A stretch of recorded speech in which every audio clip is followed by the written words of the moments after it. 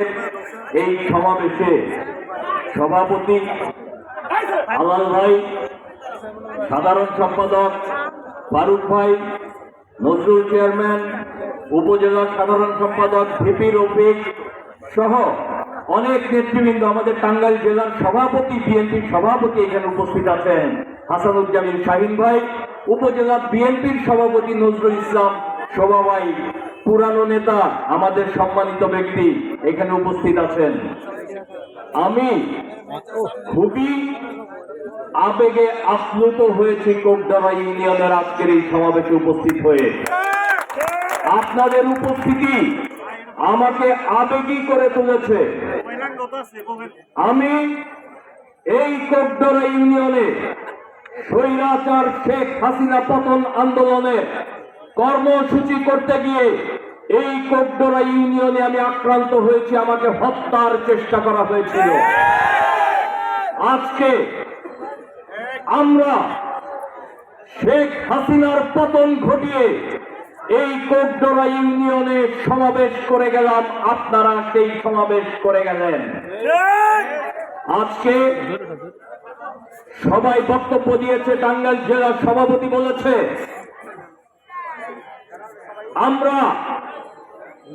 আমরা যদি প্রতিশোধ পরায়ণ হতাম তাহলে কি হতে পারত, এইটা আপনাদের সবার বোঝার মতো অবস্থা আছে।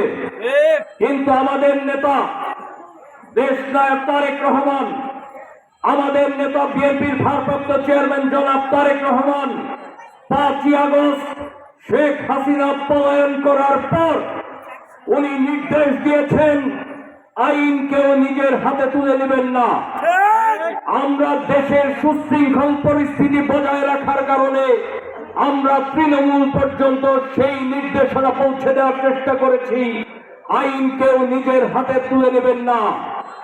আমাদের উপর অনেক অত্যাচার হয়েছে, আমাদের উপর অনেক জুলুম হয়েছে, আমাদেরকে হত্যা করা হয়েছে, আমাদেরকে জেলখানায় ভরে রাখা হয়েছে, আমাদেরকে আয়না ঘরে ভরে রাখা হয়েছে, আমাদেরকে খুন করা হয়েছে, আমাদেরকে গুম করা হয়েছে। 15-16 বছর জুলুম, নির্যাতন, অত্যাচার মোকাবেলা করে আমরা বাংলাদেশের রাজনীতিতে গণতন্ত্র প্রতিষ্ঠার জন্য, মানুষের ভোটের অধিকার প্রতিষ্ঠার জন্য আমাদের নেত্রী, দেশনেত্রী বেগম খালেদা জিয়ার নেতৃত্বে, আমাদের নেতা বিএনপির ভারপ্রাপ্ত চেয়ারম্যান জনাব তারেক রহমানের নেতৃত্বে আমরা মোকাবেলা করে বাংলাদেশে গণতন্ত্র প্রতিষ্ঠার রাজনীতি করে গেছি, মানুষের ভোটের অধিকারের জন্য রাজনীতি করে গেছি, জুলুম সহ্য করেছি, অত্যাচার সহ্য করেছি। পৃথিবীতে কোন জুলুমবাজ টিকে থাকতে পারে না, পৃথিবীতে কোন অত্যাচারী টিকে থাকতে পারে না। মহান সৃষ্টিকর্তা সীমা লঙ্ঘনকারীদেরকে উনি সহ্য করেন না, সীমা লঙ্ঘনকারীদেরকে সীমা লঙ্ঘন করেছেন, হেলিকপ্টার নিয়ে পালিয়ে গিয়েছেন, দেশ ছাড়া হয়েছেন, দেশের ভিতরে যাদের ফেলে রেখে গেছেন। আজকে গ্রামে গঞ্জে এখন পর্যন্ত কিছু আওয়ামী লীগের নেতা কর্মী আছেন, আপনারা লুকিয়ে থাকেন, যেভাবেই থাকেন, কিছু কিছু চুলকানি থাকতে পারে, মনে করতে পারেন আপা আসবে, আমাদের আপা চট করে ঢুকে যাবে। এই সব কল্পনা আপনাদের বৃথা কল্পনা। মনে রাখবেন, স্বৈরাচারের পতন হয়, ফ্যাসিজমের যখন পতন হয়, তারা আর কোনোদিন মাথা চাড়া দিয়ে দাঁড়াতে পারে না।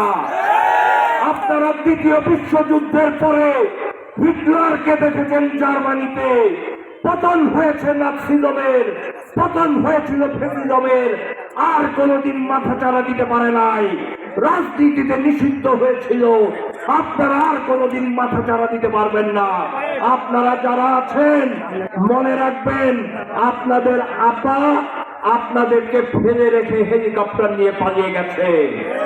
আমাদের নেত্রী, দেশনেত্রী বেগম খালেদা জিয়া 3 বারের প্রধানমন্ত্রী, জেলখানায় গিয়েছে মিথ্যা মামলা দিয়ে, কারাবরণ করেছে, বিনা চিকিৎসায় মৃত্যুর মুখোমুখি হয়েছে, কিন্তু আমাদেরকে ফেলে রেখে পালিয়ে যান নাই।